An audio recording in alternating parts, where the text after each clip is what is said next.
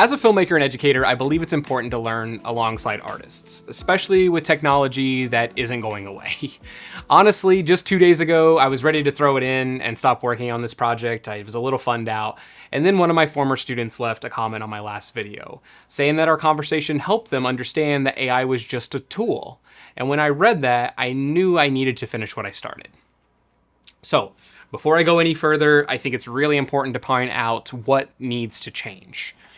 Water and electricity should be provided by these companies, not by the communities.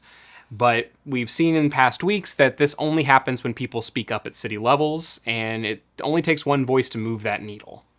So the other thing to consider is that some AI models are trained on stolen work. And I believe that absolutely needs to be addressed immediately. As someone who's had a feature pirated, I'm well aware of copyright issues. And unfortunately, this is probably only going to be handled case by case. So awareness is going to be step one. I also found out that it's not as scary as the media makes it seem. The current coverage reminds me of how people talked about the internet when I was in middle school. And spoiler alert, it's still here. AI is just a tool made by humans. So if it becomes quote unquote evil, I think it's just forcing humans to look into a mirror. After almost 2 months of experimenting, I see AI as something that is probably going to lift millions of people out of poverty and simultaneously eliminate millions of jobs. Both of these are going to be true. New avenues are going to keep emerging from these technologies, and so the question is going to become, will I focus on the good or the bad when both voices exist? And I think it's all going to come down to perspective. And that perspective is what has made this project rewarding. I started with extremely low expectations, but now that I'm about to film this short, I'm actually genuinely pretty excited. I used the technology to generate what was honestly the worst script I'd ever read, but that ended up convincing me that I'm a better writer than I thought.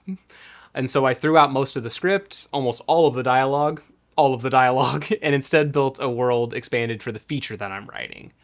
And so this experience taught me not to trust everything I hear from the media, especially when they have vested interest in the success of some of these tools.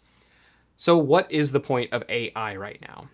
Honestly, I think there will be more good than bad, but only if the public learns what these tools are actually. When I was in middle school, our computer class was basic at best, but at least it gave us a foundation. Now, people are just clicking around, treating AI like a glorified search engine, when I think it's so much more than that. It's so much more than the lazy prompt box that spits out half-informed answers at the top of Google. I think we'll look back on this moment the same way us millennials look back on the early days of Wikipedia.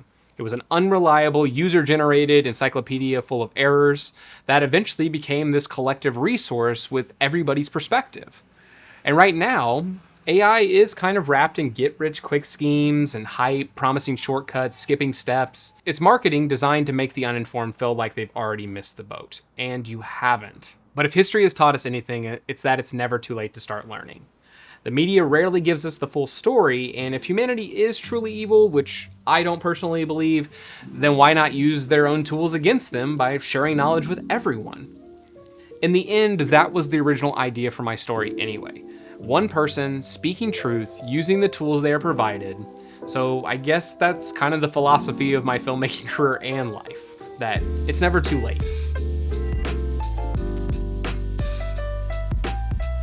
Thank you for stopping by my studio. If you like videos like this and want to push the limits of your filmmaking, then make sure to subscribe and turn on your notifications. If you'd like to watch the full uncut prompts or other videos, they're on the screen. So I hope you have a beautiful day, and I look forward to seeing what you create.